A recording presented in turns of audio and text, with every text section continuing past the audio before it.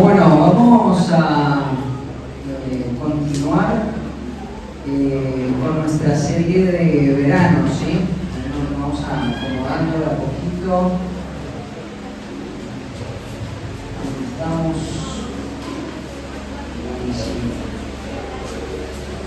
Bueno, estamos tratando este tema y hemos puesto el título a toda esta serie de verano, La Iglesia en una era en la que se le menosprecia. Ese ha sido el título que hemos usado para todos los sermones que hemos venido desarrollando a lo largo de todo el verano, ¿sí?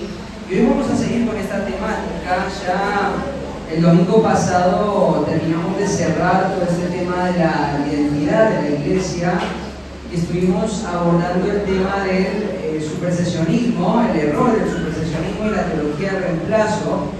Y fuimos al libro de Romanos, capítulo 9, y ahí fuimos definiendo la identidad de la iglesia y marcando las distinciones que hay entre Israel y la iglesia.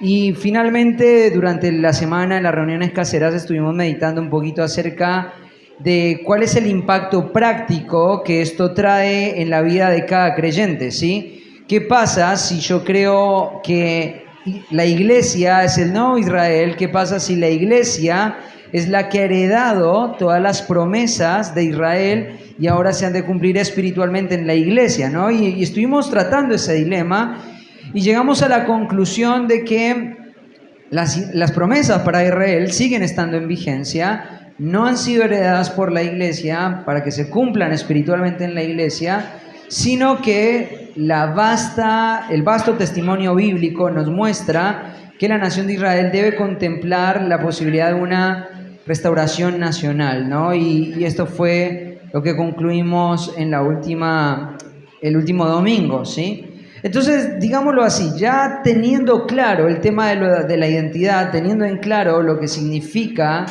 la iglesia, las distinciones que hay entre la iglesia de Israel y poder proporcionarle a la iglesia la identidad que tanto necesita, ahora vamos a pasar a otro tema de la iglesia y es el propósito de la iglesia, ¿sí? Cuando vos tenés en claro la identidad, ahora lo que podés tener o dilucidar de manera clara es el tema del propósito de la iglesia, y eso es lo que vamos a estar abordando el día de hoy. Y quizás para muchos de ustedes lo que hoy vamos a escuchar es un tema que se repite una y otra vez, pero como pastor pienso que estos temas son temas que necesitamos machacar una y otra vez hasta que en el corazón de nuestra membresía se anide esta convicción donde podamos ver la iglesia desde la identidad correcta, pero también para el propósito correcto. Y esto es lo que vamos a estar tratando el día de hoy, ¿sí? Así que vamos a continuar con la serie y vamos a ponerle el título especial de esta mañana, La iglesia en una era que se le menosprecia, y el subtítulo sería El peligro de no estar juntos. El peligro de no estar juntos. Ese va a ser el título del día de hoy, ¿sí? Claramente lo que nosotros fuimos viendo a medida que fue avanzando la última exposición fue que muchas de las cosas que fuimos tratando, aunque parecen temas que no nos tocan, aunque parecen temas que quizás nunca voy a tener que dar una respuesta de eso, o que no me van a enfrentar o no me van a poner en la presión de tener que responder, vimos que entenderlo es de suma importancia, entenderlo es de suma vitalidad, porque lo que nosotros entendemos en cuanto a la identidad de la iglesia, por un lado, va a determinar la forma en la que nosotros vemos cómo Dios habla. La forma en la que entendemos la iglesia va a determinar la forma en la que nosotros contemplamos los atributos de Dios. La forma en la que nosotros entendemos la iglesia es la manera en la que nosotros podemos generar una expectativa acerca de las promesas que Dios nos ha dado, sabiendo de que esas promesas no han cambiado. Ahora, entendiendo eso y entendiendo esta nueva identidad que hay en la iglesia, tenemos que tratar de entender por qué razón constituye la iglesia o cuál es la razón de ser de la iglesia. Si la identidad consiste en esto es una expresión del reino de Dios. Si la iglesia es una expresión del reino de Dios, si la iglesia es este misterio que no había sido revelado, sino recién en los tiempos del Nuevo Testamento, si la iglesia está compuesta por judíos y gentiles, la pregunta es, ¿para qué el Señor hace la constitución de esta nueva identidad? ¿Por qué razón el Señor forma este cuerpo ahora sin barreras, sin la necesidad de que el mundo vaya a Israel para llegar a la salvación, sino que ahora por medio de la iglesia la salvación se ejecute y se predique y se promulgue a todo el mundo? Y en esa salvación Dios congregara a un pueblo para que conviva juntos. ¿Cuál sería la razón de eso? Ahora, para poder entender eso, lo que nosotros tenemos que entender en primer lugar es otros elementos más básicos en cuanto a nuestra propia salvación. Entonces, voy a dar 3 principios en esta mañana. Vamos a ir directamente al hueso, no va a haber mucha introducción. Vamos a tomar 3 principios para poder entender por qué razón el Señor nos pone juntos, por qué el Señor nos pone a convivir juntos en el contexto de la iglesia y cuál sería el peligro de no abrazar una eclesiología bíblica robusta. ¿Cuál sería el peligro de no vivir a la luz de lo que el Señor espera para la vida de cada uno de sus hijos?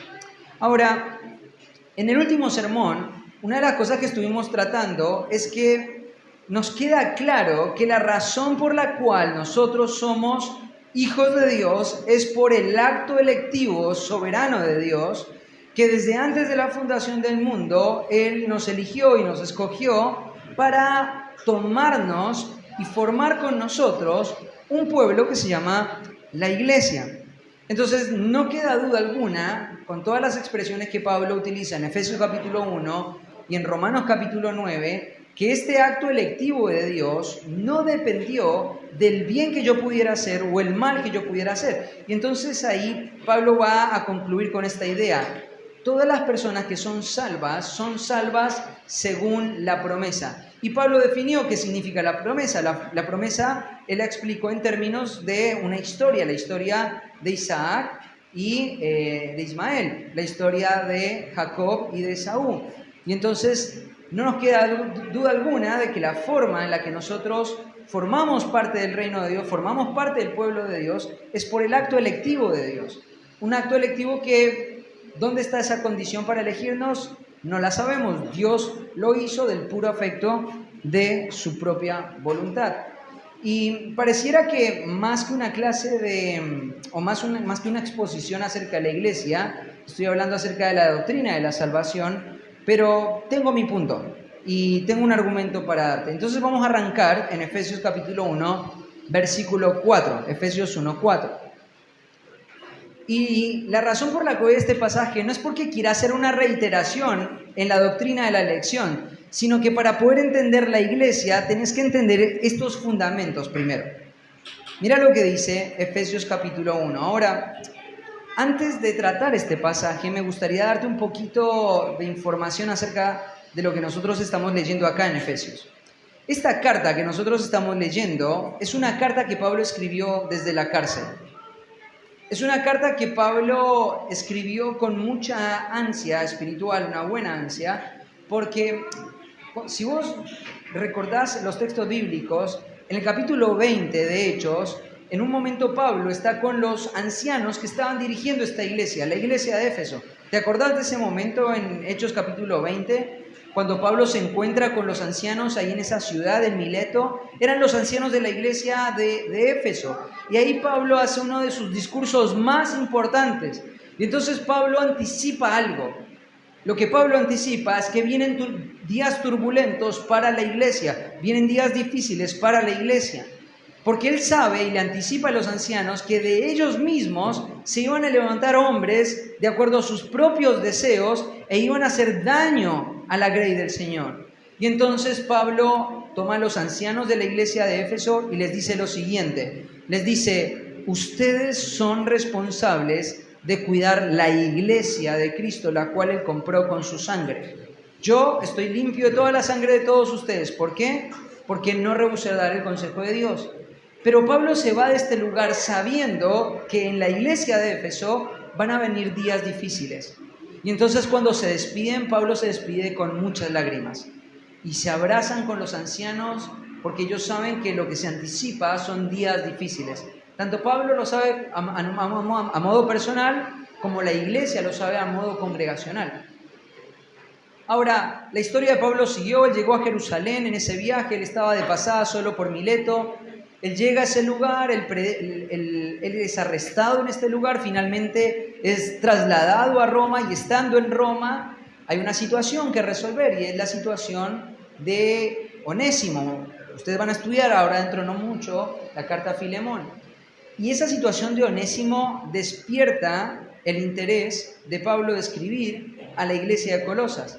Además de eso, Epafras, el pastor de Colosas, viajó para estar con Pablo y recibir instrucción. Y ahora Pablo tiene que escribir una carta a la familia donde se está llevando adelante los cultos, que es la familia de Filemón, y además una carta a la iglesia de Colosas. Pero Pablo piensa, voy a mandar a Tíquico, que es de mi equipo, y va a pasar por Éfeso, de rumbo a Colosas. Tengo que escribirle una carta a la iglesia de Éfeso. ¿Por qué razón? Porque Pablo ya había anticipado de que la iglesia iba a pasar tiempos turbulentos. Ahora, todo esto para decirte esto.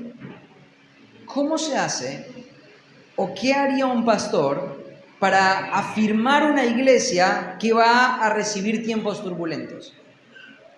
Va a escribir una carta como la carta a los Efesios. Y lo primero que Pablo va a hacer en los primeros 2 capítulos es aclarar la identidad del creyente. Es aclarar la identidad del creyente. No puedes entender el propósito del creyente si no entendés la identidad del creyente. Y esto es un patrón en las escrituras de Pablo. Esto es un patrón en las escrituras de Pedro. Primero tenés que entender tu identidad para poder entender qué es lo que Dios te llamó a hacer. Ahora, si vos querés tener claridad de qué es lo que Pablo está teniendo en mente, se resume todo en el capítulo 1, versículo 4, que es el pasaje que estamos leyendo a continuación. Pablo te va a hablar de que, por un lado, tenés todas las riquezas en los lugares celestiales en Cristo Jesús. Y te va a decir que esas riquezas vos las puedes tener como creyente. ¿Por qué razón? Porque Dios te ha escogido desde antes de la fundación del mundo. Y entonces Pablo en los próximos versículos va a empezar a explicar cómo el Padre actúa en la salvación, cómo el Hijo actúa en la salvación, cómo el Espíritu Santo actúa en la salvación, para que vos tengas claro cuál es tu identidad. Si no puedes tener en claro cuál es tu identidad, nunca vas a poder hacer aquello para lo cual Dios te ha creado. Y vas a embrolar. Por esa razón, cuando planteamos entender las doctrinas de la iglesia, primero tuvimos que pasar por la identidad de la iglesia. No podemos entender el propósito de la iglesia si no entendemos la identidad de la iglesia. Y es más, el ejemplo que hoy estamos viendo en nuestros días es que todas aquellas corrientes teológicas que no ven de manera adecuada la identidad de la iglesia están confundidas en su propósito. Están confundidas en su propósito. Y están creando movimientos, haciendo cosas que Dios no le ha pedido a la iglesia que haga. Entonces, primero tenés que entender tu identidad. Si no entendés tu identidad, no puedes entender tu propósito. Y entonces lo primero que Pablo quiere para poder afirmar a esta iglesia que va a recibir tiempos turbulentos es afirmar tu identidad. Y esto es lo primero que tenés que saber acerca de tu identidad. Tú has sido escogido. Tú has sido escogido antes de la fundación del mundo, ¿no? Ahora, este es un pasaje que para mí delinea con mucha claridad el acto electivo de Dios y el propósito por qué Dios ha hecho esa elección. no solamente la Biblia nos enseña porque Dios nos ha escogido, sino que además enseña para qué Dios nos ha escogido. Primero tenés que verte a vos mismo como un escogido del Señor. Primero tenés que verte a vos mismo como una persona que ha recibido la gracia, no por tu propia razón, no por tu propia moral, no por tu propia justicia, no por tu propio esfuerzo, sino por la gracia por medio de la fe. Y esa fe también es un regalo de Dios, eso es lo que nos enseñan las Escrituras. Esa fe con la cual nosotros creemos en el Señor es una concesión de Dios, eso es lo que nos enseña el capítulo 1 del libro de Filipenses. Entonces nosotros vemos que todo lo que nosotros podemos disfrutar en Cristo es debido a este acto electivo de Dios. Pero es interesante porque acá en este pasaje, Pablo se encarga no solamente de que vos sepas que vos sos elegido, sino también que sepas para qué Dios te escogió, para qué Dios te eligió. Y esto es algo muy motivador, porque, ¿sabes una cosa? El hecho de que Dios te haya escogido no es solamente para que vos te sientas como un privilegiado más. Esto tiene un propósito. Y esto es lo que va a decir la segunda parte del versículo 4. Para que fuésemos santos y sin mancha delante de Él. Es interesante porque esta expresión sin mancha es una expresión, es una palabra griega que describe algo que para ellos era muy común. Ustedes saben que en el Antiguo Pacto, una de las cosas que se hacían era traer el Cordero Pascual. ¿Se acuerdan? Cuando se celebraba la Pascua, se traía el Cordero Pascual. Y en esa celebración del Cordero Pascual había un examen riguroso que los sacerdotes hacían sobre ese Cordero Pascual. Ellos buscaban ellos tomaban, la familia traía este animal y los sacerdotes empezaban a observar este animal por todos lados y empezaban a ver si había algún tipo de defecto, porque el Cordero Pascual debía ser perfecto. No debía tener ningún defecto físico, no debía tener ninguna mancha, no debía tener ninguna pata quebrada. Era un animal que debía estar aprobado para el sacrificio, y esa aprobación la hacía un sacerdote. Cuando Pablo utiliza acá la palabra sin mancha, él está pensando en este concepto. Él está pensando en que la elección de cada creyente es como un acto de sacrificio, donde alguien está trayendo un animal, o sea, en este caso el animal en forma figurativa, su esposo es el cordero, está siendo presentado para traer un sacrificio. Lo que Pablo está comunicando con esta idea de la elección es: Dios te ha escogido para que seas un sacrificio y ese sacrificio sea acepto. Esta idea también está en Romanos capítulo 12, versículo 1. Entonces, lo que Pablo está diciendo es lo siguiente: Dios te ha tomado, Dios te ha escogido, un día te va a presentar delante de Él como si fuera un sacrificio, y el Señor Jesucristo, Él mismo, te va a tomar y te va a observar por todos lados. Él va a ver tu vida, Él va a ver tu conducta, Él va a ver tu estatura espiritual, Él va a ver tu carácter, Él va a ver tu triunfo sobre el pecado, Él va a observar absolutamente todo. Y lo que Él va a hacer es que cuando Él presente ese sacrificio, que es tu propia vida, que eres vos escogido, tiene que ser sin mancha, sin defecto. Entonces, lo que Pablo está comunicando acá es algo muy concreto, es algo muy específico. Ahora, hay una frase preposicional al final que dice delante de Él, y esto es maravilloso. Porque Dios toma a una persona completamente llena de pecado, dominada por el pecado, arrastrada por el pecado, seducida por el pecado, que no desea a Dios, que no busca a Dios, pero lo elige y lo toma para sí mismo. Y ahora le da todas las bendiciones celestiales, incluyendo la fe con la que él ahora puede participar de esta hermosa salvación. Pero le da todo esto con el fin de ir preparando este sacrificio para que llegue a un punto donde él no tenga ninguna mancha, para que llegue a un punto donde no tenga ningún tipo de defecto, para que llegue a un punto donde él lo pueda presentar delante de él mismo sin mancha. Esto es interesante. Toma algo imperfecto, trabaja en esto imperfecto, lo escoge por su gracia y además se compromete con todas las riquezas del cielo para que este sacrificio no llegue en las condiciones en las que la tomó, sino llegue de una manera perfecta. Interesante, ¿no? El propósito de nuestra elección es que vos seas una persona sin ningún tipo de mancha. Seas un sacrificio totalmente acepto delante del Señor. No tengas nada quebrado, no tengas nada roto, no tengas nada deficiente, no le falte absolutamente nada. Bien alimentado, bien presentado, sin mancha. Esta es la razón por la cual Dios te ha escogido. Entonces acá vos ves el acto electivo de Dios con el propósito. Primero entender tu identidad para poder entender tu propósito. Y esto es lo que nosotros entendemos. La razón de ser de cada creyente es poder algún día terminar su vida siendo perfecto. Otro día estábamos hablando con mi esposa acerca de un concepto que muy parecido a esto. Yo le decía, la realidad es que, vieron que a la medida que van pasando los años, se dice que las personas se van volviendo cada vez más complejas y más difíciles de tratar.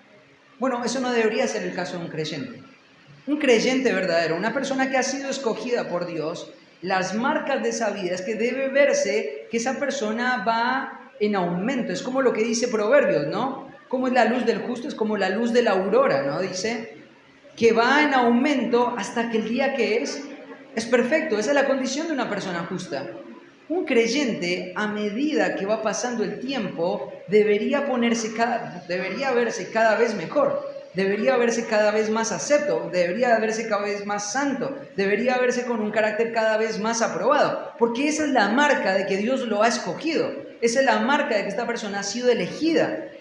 Dios dice a los que elegí, con esos se los va a presentar delante del mismo sin mancha.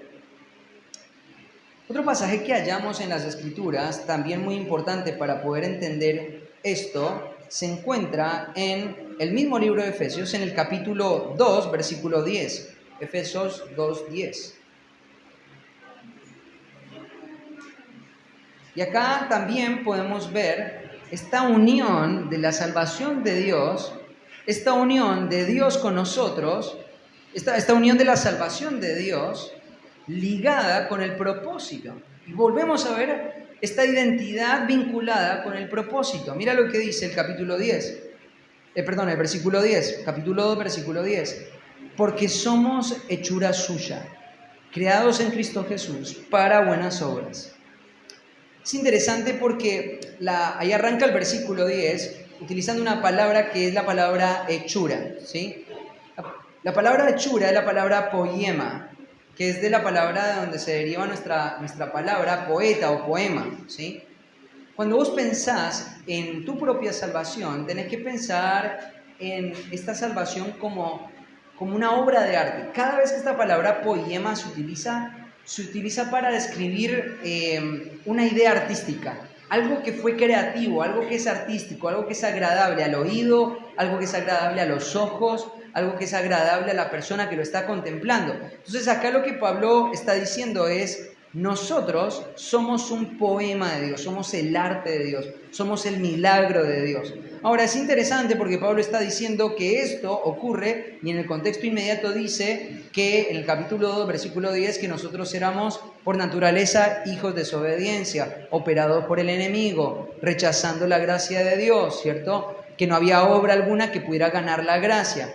Ahora, cuando vos terminás todo este párrafo, no hay duda alguna que una de las cosas que Pablo quiere que entiendas es que tu propia salvación es un poema, es un acto de gracia hermosa, decorado por Dios, planeado por Dios, para que vos disfrutes de esa salvación. Hay una historia interesante. Una vez le preguntaron a Miguel Ángel, estaba Miguel Ángel, ¿lo conocen a Miguel Ángelo? Él era un artista renacentista, estaba trabajando en una gran piedra, él estaba con el cincel y el martillo golpeando y le preguntaron a Miguel Ángel qué estaba haciendo mientras que hacía este acto y él respondió, estoy liberando a un ángel de esta piedra, estoy liberando a un ángel de esta piedra.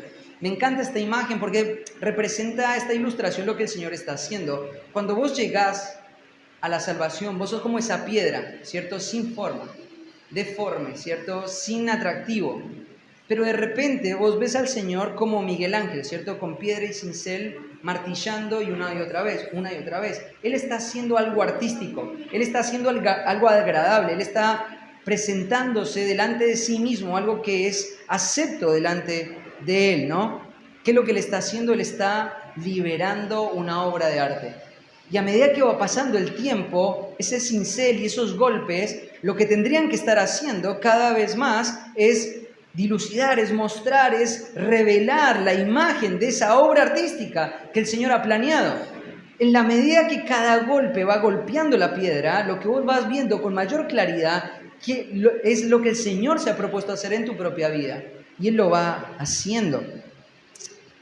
Ahora, hay otra palabra interesante acá, que es la palabra kitso, que significa traer algo a la existencia. Esta es la palabra que los filósofos debatían en gran forma, qué era lo que traía a la existencia. Eso es lo que Pablo está diciendo acá, cuando dice creados en Cristo, es traídos a la existencia en Cristo Jesús.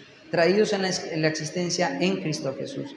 Ahora, fíjate una cosa, tenemos que correr, no me puedo detallar, estos son pasajes muy profundos, pero dice, ¿para qué Dios te crea? ¿Por qué Dios toma esta piedra deforme, sin marcas, sin atractivo, y de repente la escoge para empezar a hacer una obra de arte? ¿Qué es lo que Él quiere hacer? Bueno, y el versículo te responde, para buenas obras preparadas de antemano para que anduviésemos en ellas.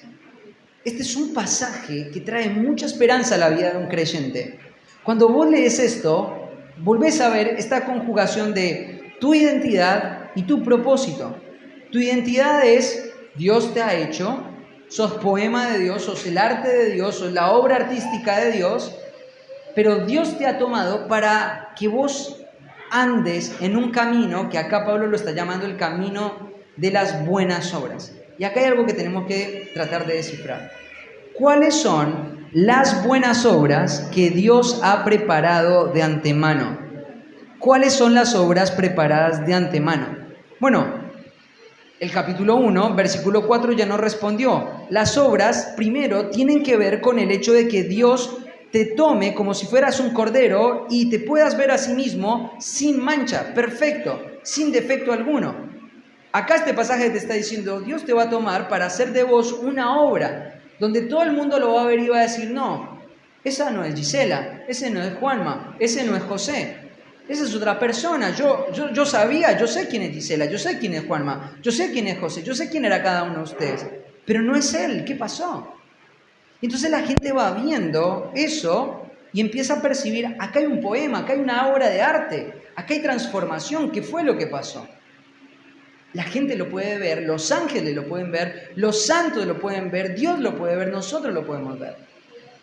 Pero las obras preparadas de antemano, tenés que entenderlas en el marco de este contexto. Porque una de las cosas que Pablo te está diciendo es, mira, Dios te salvó, Dios te eligió, pero además de eso, Dios marcó un camino. Vos no tenés que reinventar ese camino. Vos no tenés que definir ese camino ya está definido, ese camino ya fue creado, fue creado de antemano. Lo único que vos tenés que hacer es entender ese camino, es conocer ese camino.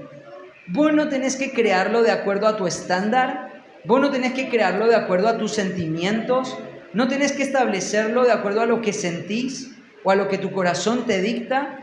Está marcado claramente de antemano y señalado por Dios de antemano en su palabra. Ahora es interesante porque este texto, inmediatamente después en el versículo 11, Pablo, cuando empieza a hablar de las obras de antemano, inmediatamente después empieza a hablar de la identidad de la iglesia.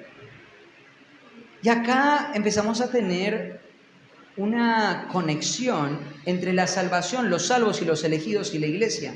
Porque en el versículo 11, Pablo les empieza a recordar, acuérdense que ustedes no pertenecían al pueblo, pero ahora Dios ha constituido un nuevo pueblo, que es la iglesia, donde ya no hay barreras, donde ya no hay divisiones. Esto es un pueblo nuevo, ¿cierto? Es una nueva expresión del reino. Esta expresión del reino es la iglesia. Y ahí empieza a hablar el tema de la iglesia. Empieza a hablar de la identidad de la iglesia. Capítulo 2, versículo 11. Capítulo 3 habla de la iglesia. Entonces lo primero que tenés que entender es, Dios te ha salvado para ser sin mancha. Dios te ha salvado para caminar un camino que Él ya ha establecido de antemano, tienes que entender que ese camino establecido de antemano se desarrolla en el entorno de la iglesia. Pablo no quiere que tengas dudas de esto. Una persona que ha sido escogida por Dios va a verse reflejado en el hecho de que él está caminando el sendero que Dios ha marcado. Y ese sendero está marcado claramente adentro del entorno de la iglesia. No se puede desarrollar en ningún otro lado. Y hoy, en esta mañana, quiero ir al hueso porque hay muchos textos que van a mostrarte que no hay forma de revelar la elección de Dios, la salvación de Dios, la identidad de un verdadero creyente separado y disasociado de la iglesia de Cristo, la iglesia visible de Cristo. Ahora, claramente, vos vas viendo la progresión del argumento en Efesios. Fuiste escogido para ser santo fuiste escogido, fuiste hechura del Señor, para que camines un sendero claramente marcado por el Señor. ¿Dónde? En el entorno de la iglesia. Segundo principio. El propósito de la iglesia es lograr aquello para lo cual Dios me salvó. Sin ella, el fracaso está garantizado. Segundo principio. El propósito de la iglesia es lograr aquello para lo cual Dios me salvó. Sin ella, el fracaso está garantizado. Quiero arrancar este segundo principio con una historia que es una historia verídica. Esto ocurrió en una conferencia de aconsejamiento bíblico. Ustedes seguramente están familiarizados con el nombre Jay Adams. Jay Adams es la consideración de muchos el padre de la consejería moderna, ¿sí?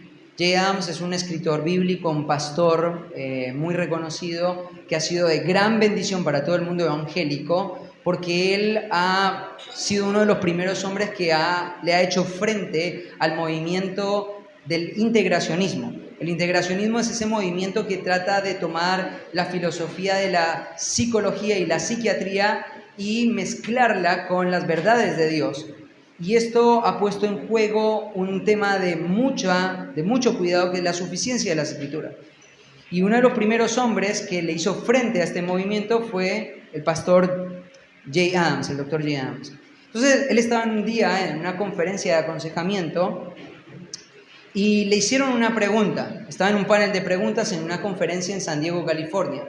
Y en medio de esto, un hombre levantó la mano y preguntó: ¿debemos aplicar la disciplina eclesial a las personas que no son miembros de nuestras iglesias?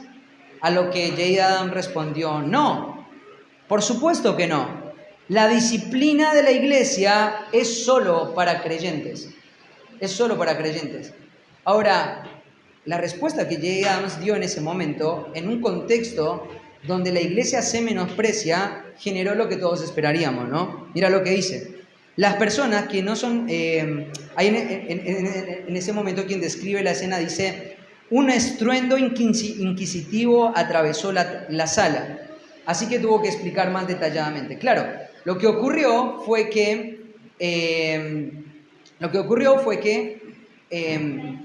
Jay Adams le hacen esta pregunta: ¿podemos desarrollar la disciplina afuera de la iglesia? Él dijo: no, la disciplina es solamente para los creyentes. O sea, lo que Jay Adams estaba diciendo es: los creyentes están en la iglesia.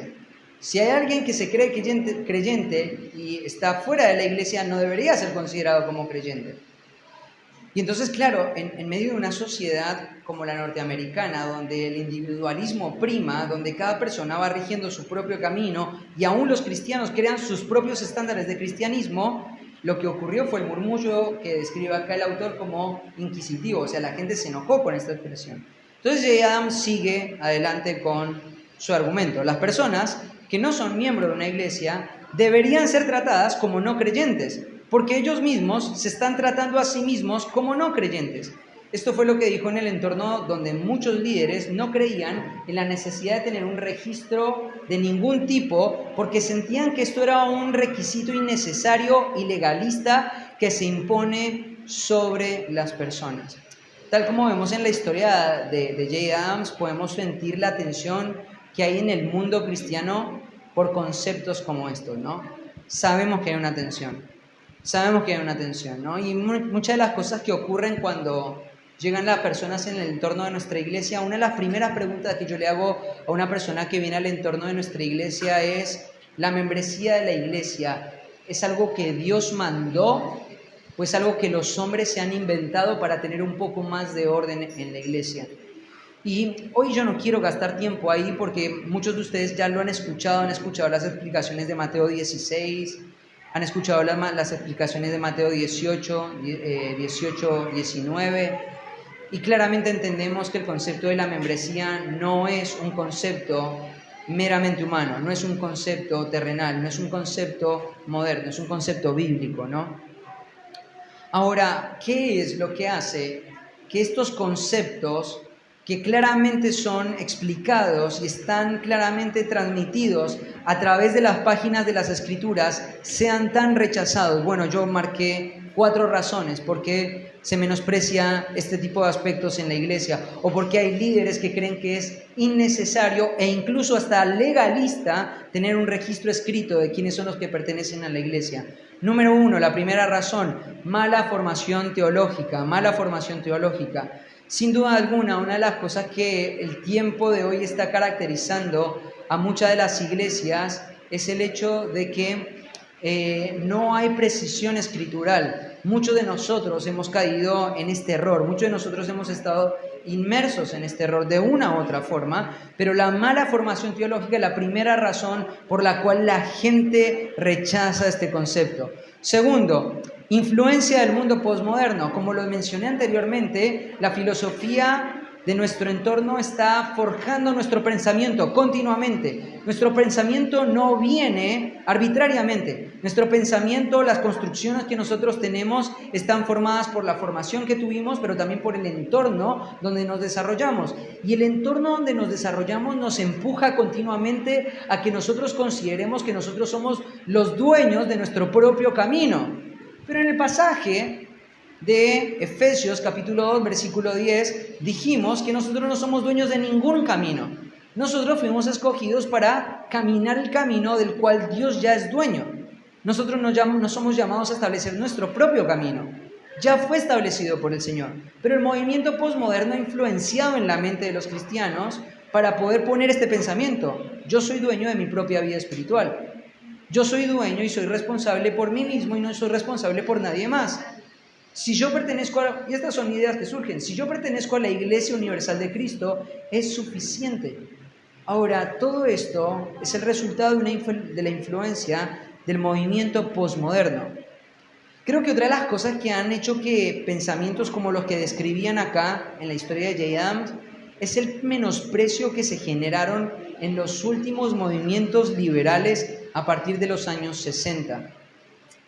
Esto lo hemos hablado también desde este púlpito, ¿no? Hay un fenómeno que sigue trayendo eco, que fue el desarrollo de instituciones y empresas cristianas que fueron constituyendo una idea en la mente de muchas personas, y es: puedo prescindir de la idea de la iglesia local. Puedo prescindir de la iglesia local. Hay otras expresiones que son legítimas, que son reales y que pueden sustituir el lugar que la iglesia tiene en la vida de un creyente. Pero nosotros entendemos que esto no es así. Y creo que esa es la tercera razón por la cual vemos a líderes tratando a la iglesia y la membresía de la iglesia de esta manera. Pero el último lugar, y creo que es la razón principal por la que muchas personas se resisten a esta idea, es por el pecado individual. Hay personas que no quieren que nadie se meta en sus vidas. Hay personas que atesoran el pecado de la independencia. Hay personas que no quieren valorar la interdependencia que el Señor ha planeado para la vida de cada creyente. Y entonces el pecado individual de cada persona margina a estos aparentes creyentes a una incertidumbre en su vida espiritual. Ahora quiero que me acompañen a un pasaje para ver si esto es una idea nueva o es una idea de Dios, el hecho de que cada creyente, cada persona que el Señor despierta, cada persona que el Señor hace renacer, cada persona a la cual Dios le abre los ojos, debería estar integrada a la iglesia local o no, ¿sí? Esta es la primera pregunta que vamos a responder en este principio. Acompáñenme a Hechos capítulo 2, versículo 41. Mira lo que dice ahí. Así que los que recibieron su palabra fueron bautizados. Y se añadieron aquel día como 3,000 personas. La pregunta que surge de este pasaje es, ¿a qué se añadieron?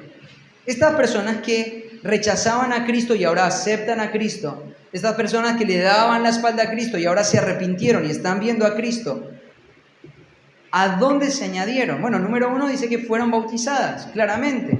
La manifestación interna fue reflejada en evidencias externas. Pero acá utiliza esta palabra se añadieron.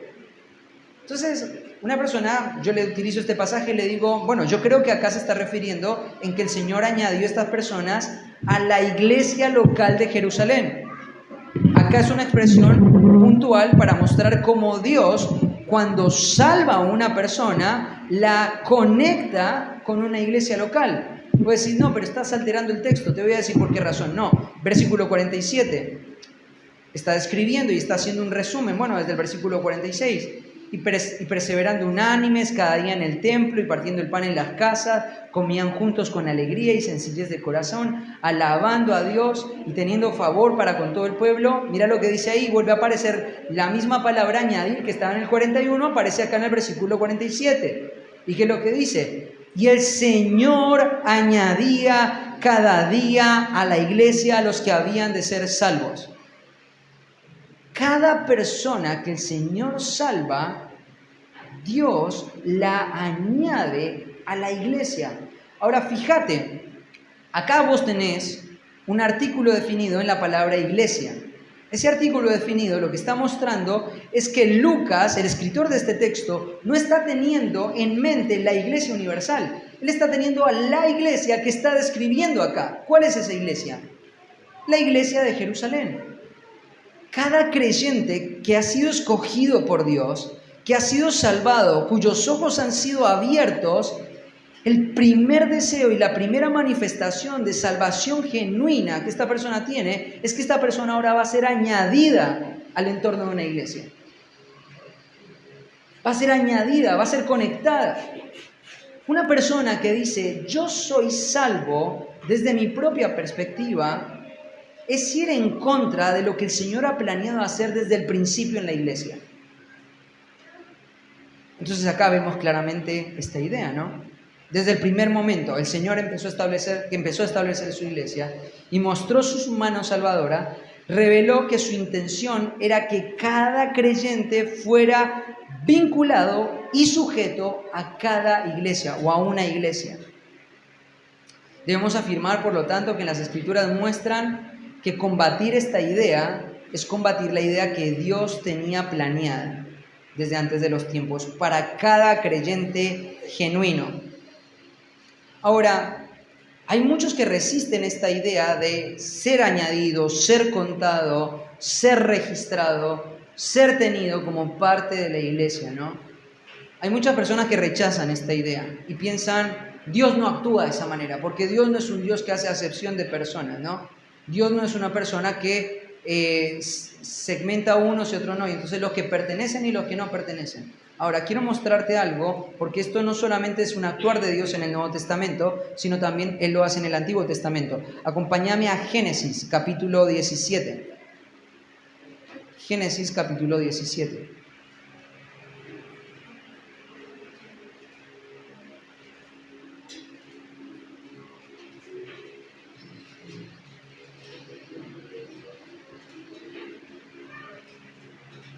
Versículo 9. Mira lo que dice. Dijo de nuevo Dios a Abraham, en cuanto a ti, guardarás mi pacto, tú y tu descendencia después de ti por sus generaciones. Este es mi pacto que guardaréis entre mí y vosotros, y su descendencia después de ti. Será circuncidado todo varón de entre vosotros. Circuncidaréis pues la carne de vuestro prepucio, y será por señal del pacto entre mí y vosotros. Y de edad de 8 días será circuncidado todo varón entre vosotros por vuestras generaciones. Y ahí te va a decir, el nacido en casa el comprado por dinero o cualquier extranjero que no fuere de tu linaje. Debe ser circuncidado el nacido en tu casa y el comprado por dinero, y estará mi pacto en vuestra carne por pacto perpetuo. El varón incircunciso, el que no hubiere circuncidado la carne de su prepucio, aquella persona será cortada de su pueblo. Ha violado mi pacto. ¿Te das cuenta? La semana pasada hablamos de que hay diferencias entre la iglesia de Israel, pero que también hay similitudes. Acá tenés una similitud. El Señor claramente, cuando estableció su pacto con Abraham, la intención de Dios era que a través de Israel todas las naciones pudieran conocer al Dios de Israel, pudieran ser evangelizadas, pudieran ser salvadas. Ese era el plan de Dios. Ahora, ¿qué pasaba si un hombre llegaba, no sé, un etíope o un egipcio o quien sea, llegaba y decía: verdaderamente reconozco que el Dios de Israel es un Dios verdadero? Bueno, ¿sabes lo que tenía que hacer? Él tenía que mostrar marcas de que lo que él decía era real, era genuino. ¿Y cuáles son las marcas? Número 1, afirmar lo que la palabra del Señor decía. El pueblo de Israel tenía que ver que este hombre realmente estaba creyendo en este Dios, y entonces ahora lo iban a hacer un prosélito. Pero para hacerlo prosélito, él tenía que tener una marca que lo distinga. ¿La marca hacía algo? Absolutamente nada. Pablo explica eso en el capítulo 2 del libro de Romanos. Pero claramente lo que el Señor hace es instituir una marca física para poder separar el mundo de su reino. Y entonces, si un extranjero quería pertenecer al reino de Dios por medio de Israel en el antiguo pacto, tenía que pasar por un proceso de inclusión. Debía ser atado a la nación de Israel. ¿Te das cuenta? Esto no es una idea de la membresía, ¿no? El hecho de pertenecer o de ser añadido o de ser contado en un contexto de una iglesia local no es una idea nueva. El tener marcas que indiquen que vos perteneces a ese reino no es una idea nueva. Esta es la forma en la que Dios opera desde siempre, tanto en la nación de Israel por medio de la circuncisión, como en el pueblo de Dios por medio de la membresía eclesial. Cada creyente debe considerarse como una persona que es añadida. Hay muchos que pelean con esta idea, pensando que Dios pondría algún tipo de barrera o de mecanismo para incluir personas dentro de su pueblo. Pero en este pasaje vemos que esa forma no viene solamente del Antiguo Testamento, sino que también la vemos en el Nuevo Testamento. No sé por qué muchos combaten esta idea de tener que someterse a la observación del pueblo de Dios para que esta persona pueda ser incluida. ¿Ocurrió en el Antiguo Testamento o ocurre en el Nuevo Testamento? Tenemos que ir sí o sí a este pasaje para poder entender un poco más este concepto. Vamos a Mateo capítulo 16. Mateo capítulo 16. Versículo 18. Mira lo que dice: y yo también te digo que tú eres Pedro, y sobre esta roca edificaré mi iglesia, y las puertas del Hades no prevalecerán contra ella. Versículo 19. Y a ti te daré las llaves del reino de los cielos. Esta es una expresión interesante la que está utilizando acá, porque después, mira lo que dice: a ti te daré. Y todo lo que ates en la tierra será atado en los cielos, y todo lo que desatares en la tierra será desatado en los cielos. Este concepto de las llaves es un concepto interesante en Mateo, porque el concepto de llaves, muchos tienen la idea de que las llaves tienen que ver con esa puerta en el cielo y Pedro está ahí sentado y entonces él tiene la llave para abrir y dejarte entrar, y entonces él es el que tiene. Hay otros que piensan que es en parte cierto, que cuando el Señor estaba hablando de las llaves, estaba hablando de que Pedro iba a abrir una puerta a una era totalmente nueva y distinta. Y en parte es cierto, pero no es completamente cierto. Porque acá lo que dice este texto es lo siguiente: a ti te daré las llaves del cielo, y todo lo que ates en la tierra será atado en el cielo, y todo lo que desates en la tierra será desatado en el cielo. Ahora, ese concepto de atar y desatar no es exclusivo para Pedro. En el capítulo 18 de Mateo, ese concepto de atar y desatar también se vuelve a dar, pero no se lo da Pedro. se lo da a cada creyente, se lo da a cada participante del reino. Entonces, es verdad, Pedro va a abrir esta era, pero él no se va a quedar con la llave en mano. La llave, la administración, la ejecución de esto lo va a ejecutar tanto Pedro como toda la iglesia.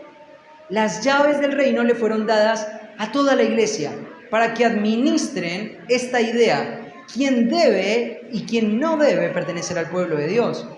En los cursos de membresía explicamos este concepto de atar y desatar, ¿no? Atar tiene que ver con incluir, desatar tiene que ver con excluir. Atar tiene que ver con incluir, desatar tiene que ver con excluir. Los discípulos entendían claramente este asunto. Ahora, quiero ser cuidadoso con esto. No quiero decir con esto que la iglesia es el elemento que otorga salvación. La iglesia no da salvación. La iglesia no otorga salvación. La iglesia administra la salvación, no la otorga.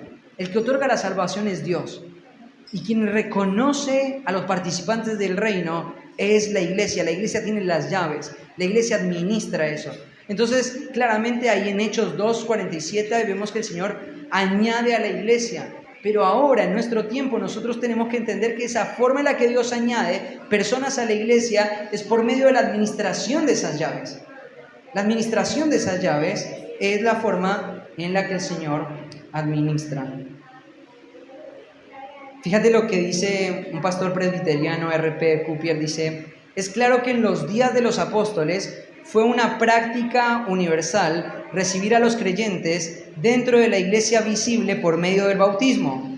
¿Qué cosa podría ser más lógica? El que cree en Cristo se une a Cristo. La fe le une a la iglesia visible. Es solo la manifestación externa de la iglesia invisible.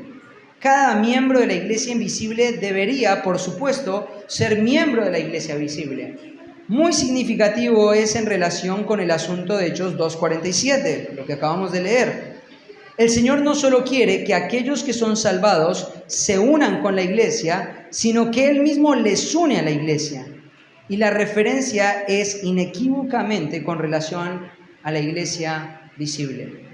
Cada persona que ha sido rescatada por el Señor debería estar en el entorno de la iglesia. Entonces, cuando J.I. Adams le preguntan, ¿la disciplina de la iglesia debería ser efectuada en la iglesia local? Deberíamos responder igual que él: sí, porque la disciplina es para los creyentes. Otro texto más, vamos a Hebreos. Hebreos. Estamos bien de tiempo. Capítulo 10, versículo 24.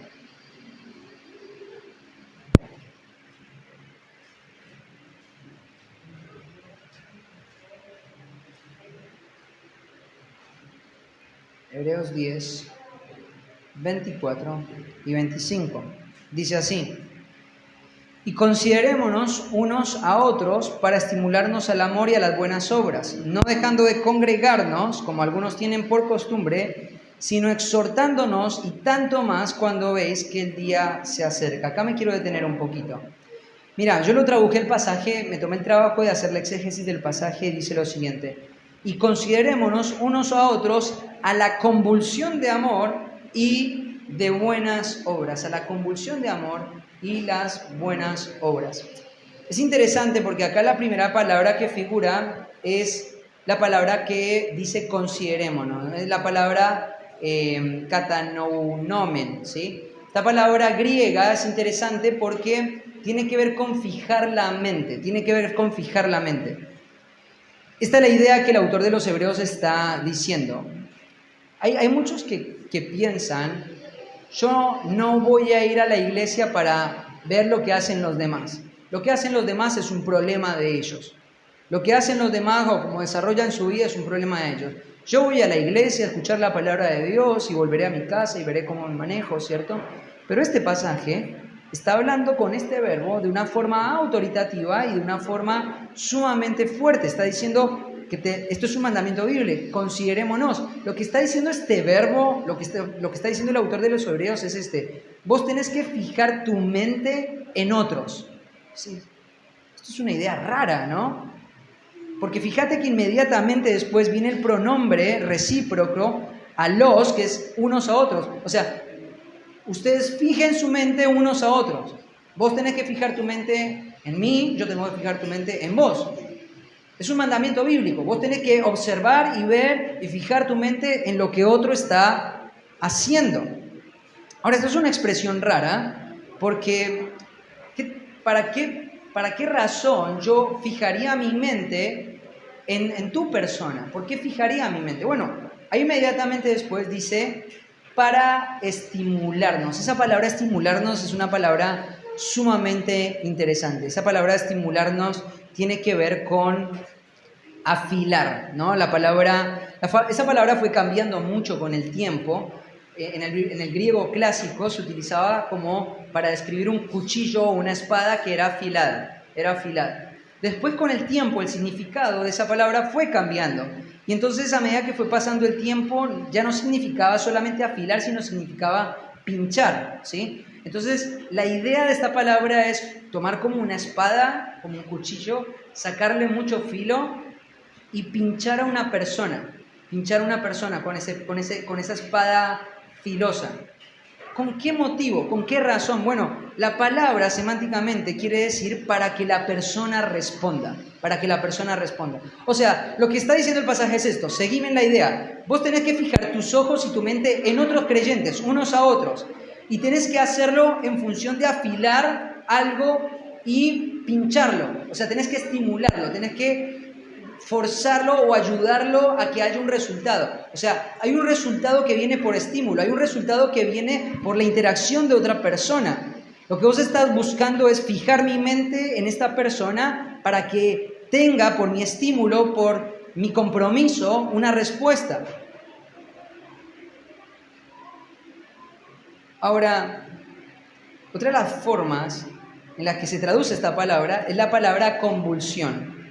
Es interesante porque la palabra convulsión tiene que ver con la misma idea, pero no sé si alguna vez viste una convulsión. Una convulsión viene por, muchas veces, no sé si algunos que fueron padres y ya pasaron por esta etapa, quizás viste algún hijo convulsionando de fiebre, ¿no? Vos sabés por qué convulsiona, ¿no? Hay un cuerpo extraño o hay una anomalía en el cuerpo y entonces eso genera un estímulo en la mente que hace que haya una reacción en el niño, ¿cierto? Es más o menos la misma idea. Algo externo, una anomalía, algo que está dentro del cuerpo, genera una reacción. Y esto es lo que está diciendo acá. O sea, lo que está diciendo es, fijemos nuestra mente para convulsionarnos, para estimularnos, para pincharnos hacia el amor y las buenas obras. Hacia el amor y las buenas obras. O sea, cuando vos venís a la iglesia, no puedes olvidar del primer principio que dije. Dios te escogió para ser santo y sin mancha. Dios te escogió para un camino de buenas obras que Él ya preparó de antemano. ¿Me seguís? Ese principio quedó claro. El siguiente principio tiene que ver con esto que te estoy diciendo acá. La iglesia es indispensable para poder producir ese propósito en nuestra salvación. Sin la iglesia no se puede producir. ¿Y cómo se va a producir? De esta forma, viniendo a la iglesia, cuidando mi vida espiritual, pero fijando mis ojos en otros creyentes. Tengo que fijar mi mirada en todos y cada uno de los miembros de mi iglesia. Y cuando yo estoy viendo que esta persona no está caminando de acuerdo al camino que el Señor estableció de antemano para que cada uno de nosotros caminemos en esto, entonces lo que vos tenés que hacer es ser esa anomalía que genera esa convulsión de amor. Vos tenés que ser esa anomalía o ese cuchillo punzante que está empujando a la persona a que haga las buenas obras. No las buenas obras que Él quiere, las obras que el Señor marcó que Él haga. Me encanta lo que dice John Piper con respecto a este pasaje. Dice, concentrarse en lograr que otros sean más amorosos y dispuestos a las obras que Dios los destinó. Muchos ven cómo esto ocurre en cierta medida en la iglesia. Muchos piensan que la iglesia es exigente o que hay muchas dinámicas que a veces agobian. Pero lo que la iglesia, o para lo que la iglesia fue llamada a hacer, es precisamente necesario hacer todo esto. Es ser punzante, es lograr el amor, es alcanzar las buenas obras como el resultado de una convulsión, de una punzada animante de un hermano comprometido. Lo que vos tenés que entender, yo sé que muchos de ustedes están en el proceso de afirmar todavía lo que es el valor que la iglesia tiene en sus mentes. Hay muchos de ustedes que todavía viven muy separados de la iglesia. Quiero decirte una cosa, Dios te salvó, Dios te escogió para ser santo y sin mancha. Para ser santo y sin mancha necesitas estar vinculado, cercano, conectado, en mente y en práctica con la vida de la iglesia. En mente y en práctica con la vida de la iglesia. Y cuando estás conectado con la vida de la iglesia lo tenés que hacer en esta dinámica, fijando tus ojos en otros, para ser punzante. Entonces, si alguien viene y te manda un mensajito y te dice, hermano, sé que estás luchando con este aspecto de tu vida espiritual, y justo en este momento estamos tratando ese tema en la reunión de rendición de cuentas, sé que es tu único día de descanso, pero tenés que venir. Y voy a ser molesto hasta que vos lo logres hacer, porque el Señor te destinó a esto, a que gastes tu vida en el estímulo hacia la santidad, hacia presentarte santo y sin mancha delante del Señor. Si un hermano viene y te dice, mira, quiero que sepas, hermana, que lo que estoy observando es que veo malos patrones en la crianza de tus hijos, quiero que sepas que esto es fundamental en tu identidad como una mujer creyente. Quiero animarte a que abandones esto. Es fijar mis ojos en otro para animarlo, para convulsionarlo hacia el amor y las buenas obras. Tenemos que entender que el Señor pone esto como un mandato escritural. Si vos sos un hijo de Dios, escuchás la palabra de Dios, escuchás a nuestro comandante en jefe diciéndote, tenés que fijar tus ojos en otro, no tenés que dejar de fijar tus ojos en vos, en tus preferencias, en tu comodidad, para poder fijar tus ojos en otro, para poder servirlos en amor, para poder ser punzante con ternura y estimular al amor y las buenas obras. Estás obedeciendo la voz de Cristo. Pero mira cómo sigue el versículo 25. No dejando de congregarnos como algunos tienen por costumbre. Mira, yo lo traduje así. No abandonando la asamblea de sí mismos, tal como la costumbre de algunos, sino animados y tanto más como ven que este día se está acercando.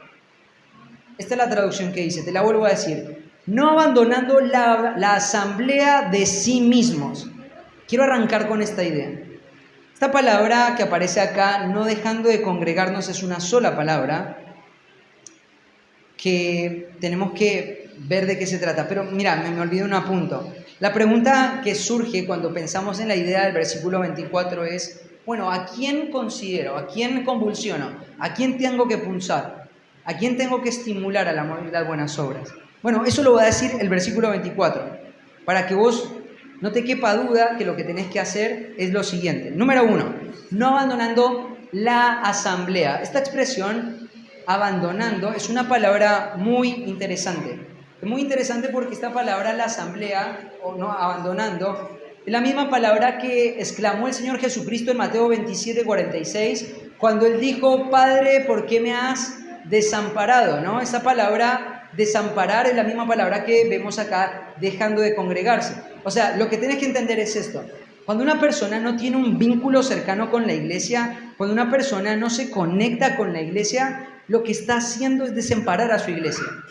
Cuando una persona dice, yo no quiero estar conectado a una iglesia, lo primero que tenemos que entender es, no debemos tratar a esta persona como un creyente, no según la Biblia. ¿Puede ser creyente? No lo sé, pero la verdad es que la Biblia me dice, no lo trates como creyente.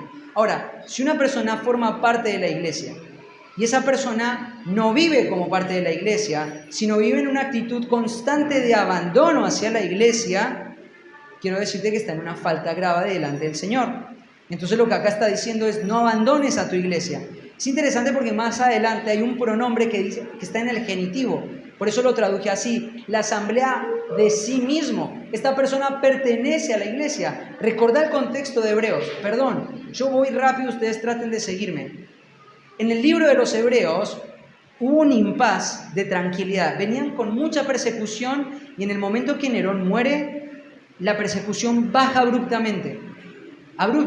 Y esto lo que hizo es que el tiempo de paz que vino para la iglesia hizo que la iglesia se relajara. Y relajados, ellos empezaron a pensar en lo que antes no pensaban. Antes pensaban en tratar de sobrevivir, ahora estaban pensando en poder disfrutar más de esta vida. Y entonces cuando ellos empezaron a pensar más en cómo podemos disfrutar de más de esta vida, empezó a pasar lo que está diciendo acá. Empezaron a desamparar las iglesias. Y el autor de los Hebreos ve este fenómeno, ve la apostasía en la iglesia, ve el abandono en la iglesia, ve la falta de compromiso, ve la tibieza espiritual y ve que hay creyentes que están haciendo esto, están desamparando a su iglesia, están desamparando la asamblea. La palabra significa cortar conexión con otros. Esta palabra era mayormente usada en entornos militares para decidir o para describir una persona que estaba en deserción. Ustedes saben lo que es la deserción militar, ¿no? La deserción militar es una falta grave, incluso legalmente es una falta grave. En el mundo romano, ser un desertor era penado con la muerte. Y entonces lo que acá el autor de los Hebreos está diciendo básicamente es esto: no seas un desertor, no desampares a tu iglesia. Aquel autor de los Hebreos ve congregarse con el estar conectados con creyentes de su iglesia local. Fíjate que dice la asamblea de sí mismo. Cortar con la relación con una iglesia es como tratar de hacer un ejército de una persona. ¿Alguna vez viste un ejército de una persona? ¿Alguna vez viste un ejército de una persona? Acá el autor de los Hebreos está hablando en términos militares. Una persona que deja de congregarse es un desertor. Una persona que dice: yo voy a construir mi vida espiritual por mis propios medios, por mis propios canales, bajo mis propios criterios. A mí nadie me va a decir qué es lo que tengo que creer. Y entonces esa persona lo que hace al salir o al desconectarse de la iglesia local es convertirse en un desertor. Pero él debería tener la identidad de un soldado, tal como lo enseña el libro de 2 de Timoteo. Somos soldados de Cristo. Y entonces esta persona dice: bueno, yo ahora voy a luchar solo. Te digo una cosa, el libro de Números es claro en mostrar que el principio que el Señor ha planeado para todas las expresiones de su reino es que el pueblo de Dios combata junto con otras personas, nunca solo.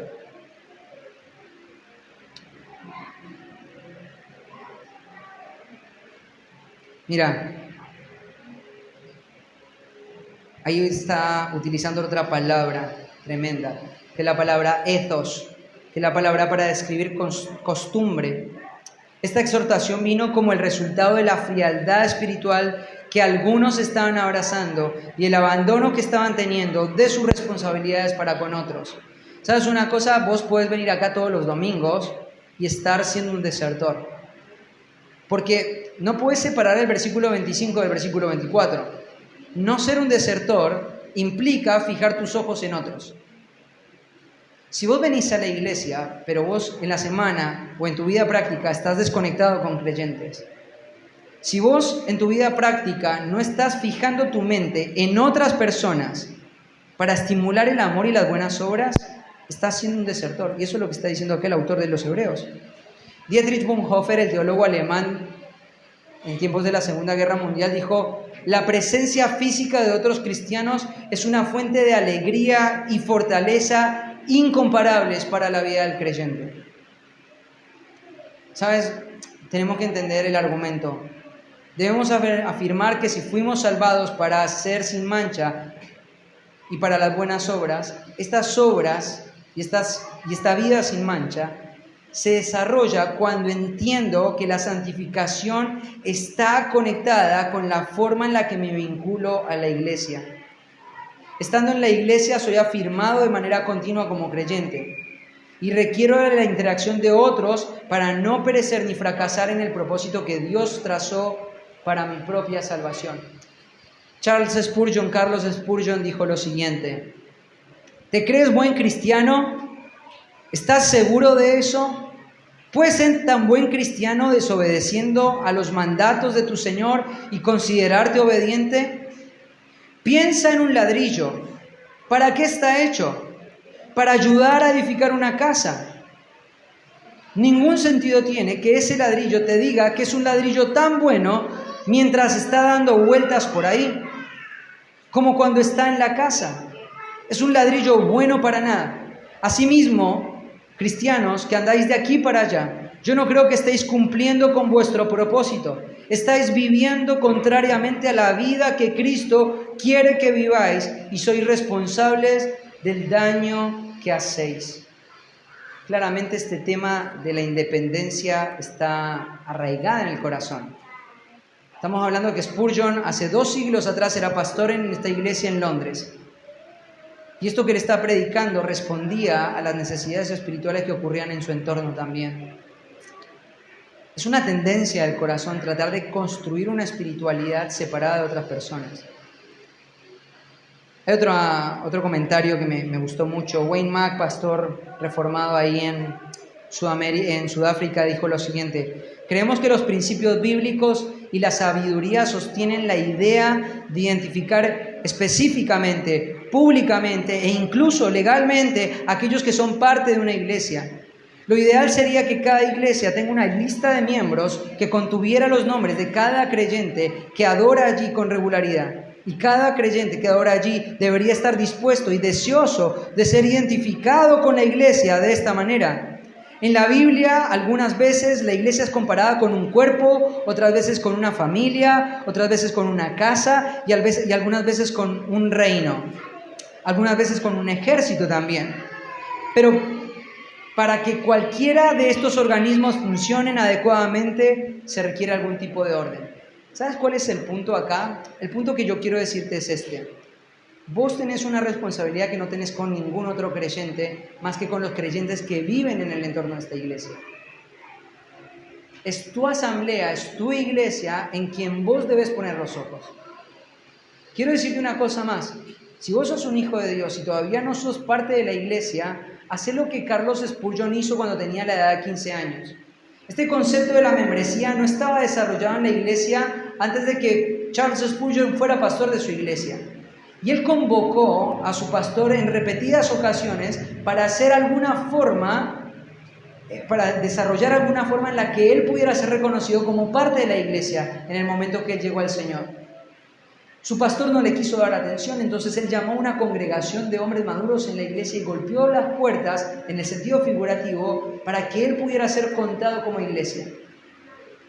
Esa es la actitud de una persona que ha sido regenerada dentro del corazón. Esta persona tiene una necesidad de estar con el pueblo de Dios. Tiene la necesidad de que unas personas se metan en su vida.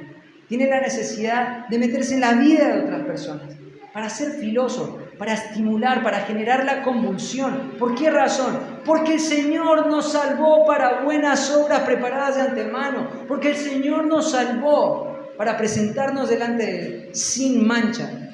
Y esto va a ocurrir en el entorno de la iglesia. Tercer principio.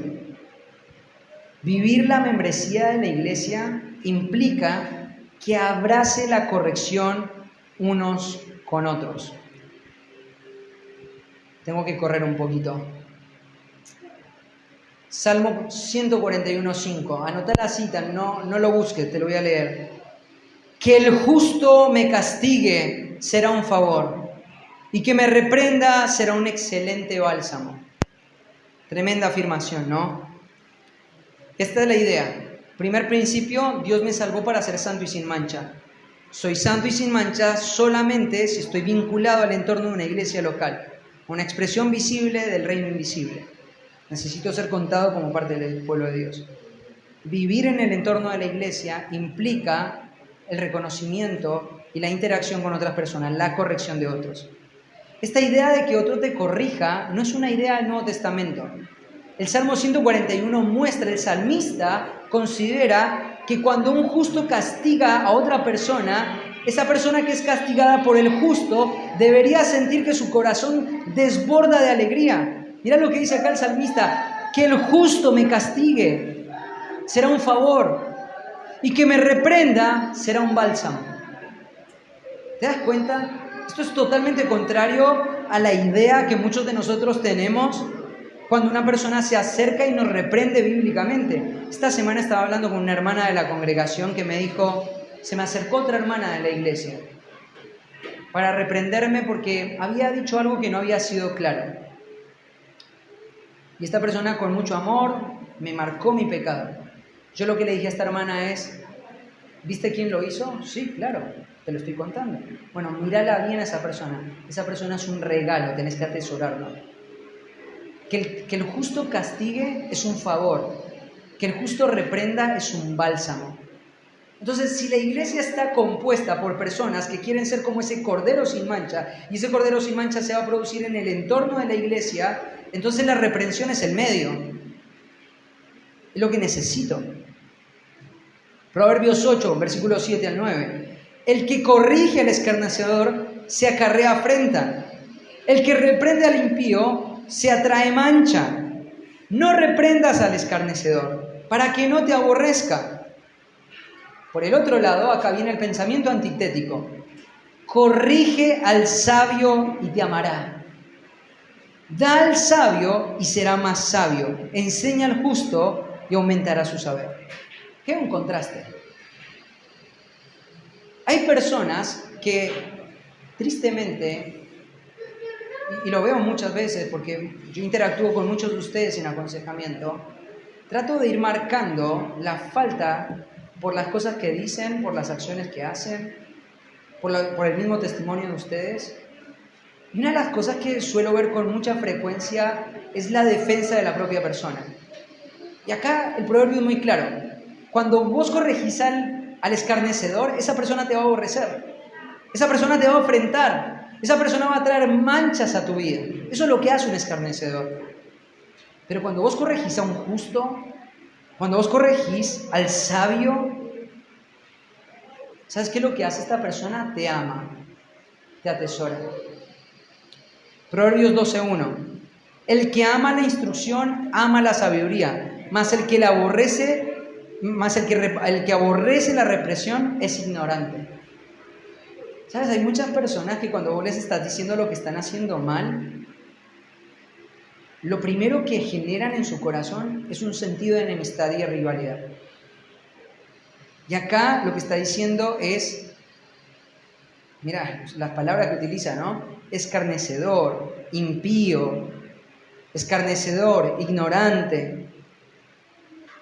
Son palabras muy fuertes para una persona que no se deja corregir. El que tiene poco la disciplina menosprecia su alma. Mira, esto es un proverbio muy fuerte. El que menosprecia la disciplina. O sea, acá ya no estamos hablando solamente de corrección, estamos hablando de disciplina, estamos hablando de penalidad, estamos hablando de consecuencia. El que menosprecia la disciplina, menosprecia el alma. Por eso cuando nosotros hablamos con las mamás y los papás acerca de la corrección física de los hijos, vemos que un papá está viendo la necedad evidente de su hijo y no hace nada, no solamente aborrece a su hijo, aborrece el alma de su hijo. Cuando una persona no se deja corregir de otras personas, aborrece su propia alma, no tiene valor por su alma.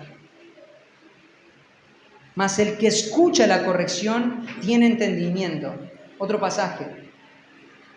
Mejor es reprensión manifiesta que amor oculto. Tremendo. Mejor es reprensión manifiesta que amor oculto. ¿Sabes una cosa? Tenés que tener cuidado de esas personas que se muestran muy amables con vos. Tenés que tener cuidado con esas personas que continuamente manifiestan un aparente amor, pero que nunca tuvieron la valentía de venir y decirte lo que estás haciendo mal. Acá el proverbio quiere que el que está leyendo ponga este principio en su mente. El que me corrige es mejor que el que me muestra cariño. El que me corrige porque me ama. Mira lo que dice acá. Fieles son las heridas del que ama, pero importunos los besos del que aborrece. ¿Sabes qué es? Tremendo, tremendo esto. Yo he estado en congregaciones donde personas se desarman, se destrozan, como dice el libro de Strauch, se muerden, se comen unos a otros. Pero cuando están juntos, está todo bien. Hacen de cuenta que nada pasa. Y acá dice que son importunos los besos del que aborrece. ¿Sabes qué? Vos tenés que ver esas personas, cuando vos encontrás a esas personas que a pesar de lo difícil que puede llegar a ser confrontarte con el pecado, vienen y lo hacen, esa persona se tiene que convertir en un tesoro para tu vida.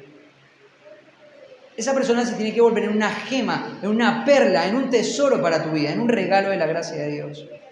Mira lo que dice el libro de Hebreos, capítulo 12, versículos 5 al 8. Hijo mío, no menosprecies la disciplina del Señor, ni desmayes cuando eres reprendido por Él, porque el Señor al que ama disciplina y azota a todo aquel que recibe por hijo. Si soportáis la disciplina, Dios os trata como hijos, porque ¿qué hijo es aquel a quien el Padre no disciplina? Pero si se os deja sin disciplina, de la cual todos han sido participantes, entonces sois bastardos y no hijos. ¡Tremendo! Si tu vida no está cambiando por la interacción de otros creyentes, si tu vida no está cambiando por la interacción de Dios en tu propia vida, si el Señor no está trayendo consecuencias al pecado que vos estás viviendo, entonces tenés que tener una preocupación muy significativa en tu vida. Porque tenés que entender que lo que el Señor hace es amar a sus hijos por medio de la disciplina. Tengo que terminar acá, Claramente todos estos pasajes ponen en manifiesto lo que dice Mateo capítulo 18, versículo 10 al 20, ¿no? Y no lo voy a leer porque lo conocen bien. Por tanto, si tu hermano peca, ve y repréndele, ¿cierto? Lo conocemos ese pasaje, ¿no? ¿Con qué motivación o cuál es el impulso de querer hacer esta reprensión? Todos los pasajes que ya te leí. Vos deberías estar en una iglesia donde las personas atesoran la reprensión. Entonces, vos te sentís, y la madurez de nuestra iglesia se va a ver en la medida que una persona o las personas viven con mayor libertad y con mayor recepción la corrección unos a otros. En la medida que los creyentes se aíslen, se protejan, se acobachen, se atrincheren, lo único que va a pasar es que la iglesia va a mantenerse en un estado de inmadurez. Y sinceramente creo que nuestra iglesia tiene muchas falencias en este punto. Tenemos que crecer. Tenemos que crecer en la reprensión. Tenemos que crecer en la corrección unos a otros.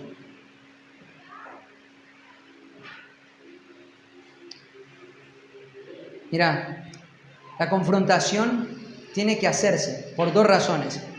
La primera razón, porque la confrontación beneficia al que es confrontado. Pero la otra razón es porque beneficia al que confronta. Son las dos razones. Beneficia al que es confrontado y beneficia al que confronta. Vamos a ver por qué beneficia al que confronta. Mira lo que dice. Ahí en el capítulo 1, versículo 28 de Colosenses dice: a quien anunciamos, amonestando a todo hombre, enseñando a todo hombre, en toda sabiduría, a fin de presentar perfecto en Cristo Jesús a todo hombre.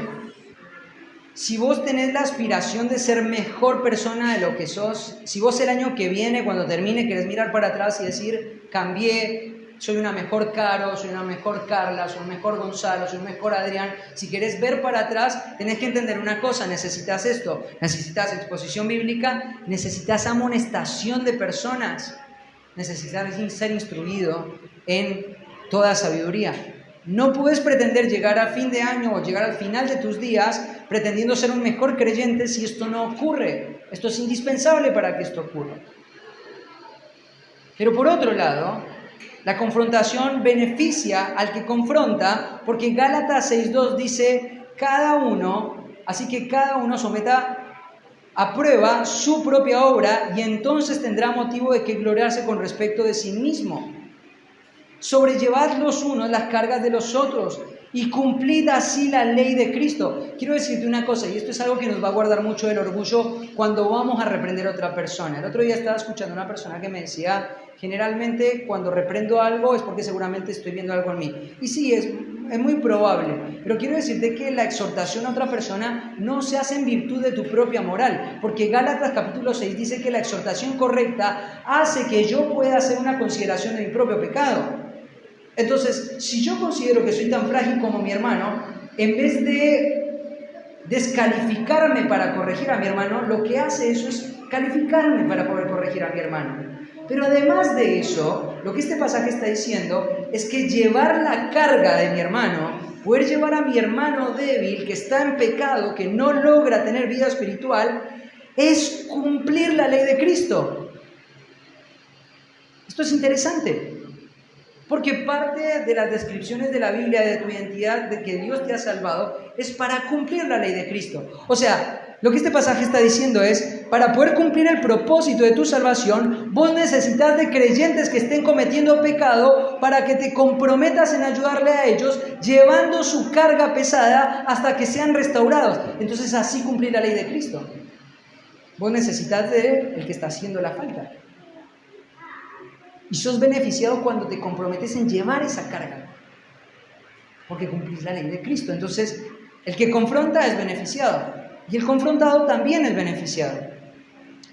La pregunta que surge es, Felipe, todo el tiempo estamos pecando. Si la gente es como yo, hay un montón de pecados en mi mente, en mis intenciones, en mis motivaciones, todo el tiempo.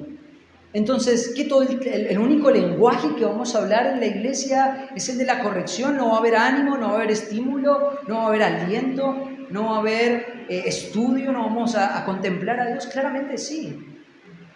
Pero acá quiero darte algunos consejos de cuándo es necesario corregir a una persona. En 1 de Pedro capítulo 4, versículo 8 dice: y ante todo tened entre vosotros ferviente amor, porque el amor cubrirá multitud de pecados. Bueno, Felipe, ahora no entiendo nada. Porque por un lado me estás diciendo confrontar el pecado, pero acá Pedro me está diciendo cubrir el pecado. ¿Cómo es esto? Bueno, quiero darte una conjugación porque estas dos ideas no se oponen. Este suele ser uno de los pasajes usados para evitar la confrontación. La verdad es que el pecado puede ser absorbido por una persona llena de amor. Hay personas que pueden ver el pecado de otra persona y pueden absorber esa falta, pueden absorber esa transgresión con el amor. Ahora la pregunta es, ¿cuándo aplico Mateo 18:15 y cuándo aplico 1 de Pedro 4:8? ¿Cuándo lo puedo hacer? Te voy a dar algunos consejos. Si el pecado crea una relación irreconciliable entre vos y el ofensor, de tal manera que tú piensas a menudo en el pecado que esta persona ha cometido en contra tuya y te lleva a pensar mal del ofensor, la confrontación se vuelve necesaria por causa de la unidad del cuerpo de Cristo en la iglesia. ¿Sabes cuándo tienes que confrontar el pecado? Cuando vos ves que no lo puedes absorber. Cuando vos ves que el pecado está afectando a un punto tal de que la relación con esta persona está llevando a un punto irreconciliable. Porque tener una relación irreconciliable no es una alternativa en la iglesia. Ya lo hemos hablado muchas veces en la Cena del Señor. Comer y beber indignamente la copa del Señor es tener relaciones irreconciliables en la iglesia. Esto no puede ser. Segundo criterio, si no confías que la persona está creciendo en la dirección de ser como Cristo, aun si ves que confiesa sus pecados y dice ir en favor del cambio, entonces confrontar su pecado puede ser la única manera de desenmascarar su apatía espiritual y de ayudarle a evitar la disciplina de Dios. Vos estás viendo que una persona está cometiendo faltas, pecados, quizás son pecados en contra tuyo. Esta persona de repente viene y te dice, yo estoy luchando en contra de esto. Pero vos no ves ningún indicador de transformación. Vos no ves ningún indicador de cambio. Vos no ves ningún indicador de arrepentimiento. Vos no ves ninguna falta cambiando. Entonces lo que acá tenés que hacer es decir, no, la confrontación va a ser necesaria porque él se está autoengañando en creer que realmente está luchando en contra del pecado. ¿Cuándo no cubrir el amor y cuándo ir a la confrontación? Tercer consejo. Si tú sabes que habrán consecuencias de este pecado que va a herir a otros en la vida del ofensor, entonces por amor a ellos deberías asegurarte de que ha reconocido su error y se ha arrepentido de sí mismo. ¿Sabes cuándo tienes que confrontar? Cuando vos ves una falta en una persona que ya no se restringe solamente a él y a mí, sino que la falta de esta persona va a empezar a afectar a todo el pueblo de Dios.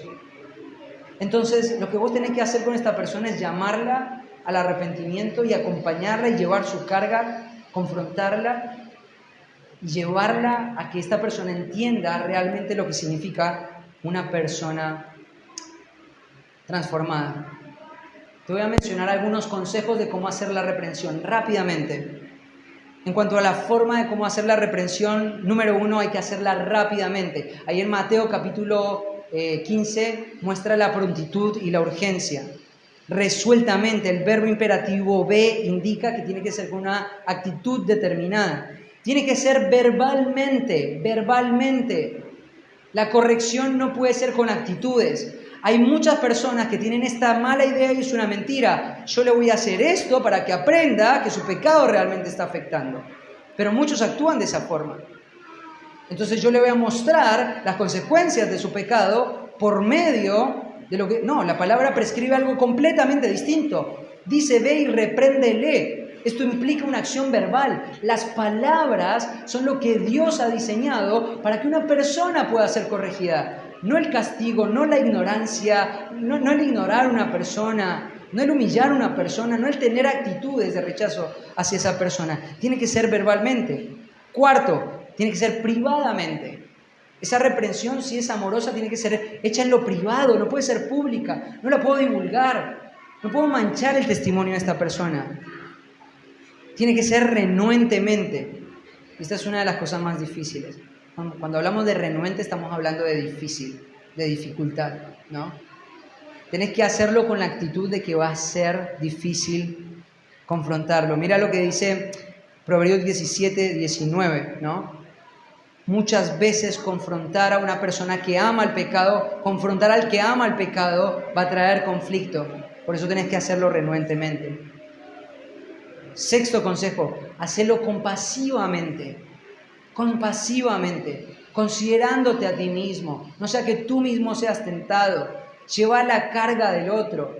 Acordate que ahí en Mateo capítulo 18, versículo 15, el contexto, o Mateo 18, 15, es la explicación de una parábola que se dijo anteriormente. Y la parábola de la oveja perdida. El pastor está yendo a buscar la oveja perdida, esa oveja que se extravió y ahora la carga, ¿cierto? Y lo hace compasivamente. Y cuando llega con las otras 99, él se regocija más por esa que estaba extraviada que por las otras 99. Compasivamente, mansamente.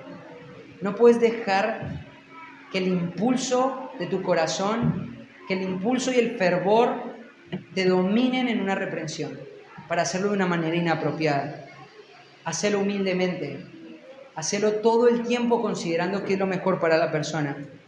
Y finalmente, hacelo, no sé si esta palabra existe, intercesoriamente, orando por la persona. ¿Sabes una cosa? Me encanta el ejemplo del Señor Jesucristo en Lucas capítulo 22, versículo 31 al 34. El Señor tiene que confrontar a Pedro por su negación. Fue una falta grave. Esto está marcando la conciencia de Pedro. Pero antes de que Jesús fuera a confrontar el pecado de Pedro, en el versículo 31 al 34, el Señor Jesucristo oró por él. Si Cristo oró para reprender a Pedro, ¿cuánto más nosotros para reprender a nuestros hermanos? ¿Seguís el hilo? ¿Entendés los principios? Fuiste salvado para ser santo y sin mancha delante de Dios. Vas a poder ser santo y sin mancha delante de Dios, vinculado y reconocido en una iglesia local, sujeto a una iglesia local, conectado en una iglesia local, militando en una iglesia local. Y finalmente, adentro de esa iglesia local tenés que estar dispuesto a que te reprendan. Tenés que aprender a atesorar a los que te reprenden. Y vos te tenés que comprometer a reprender a otros. Porque si no, no vamos a cumplir el propósito por el cual el Señor nos ha salvado. Oramos y terminamos.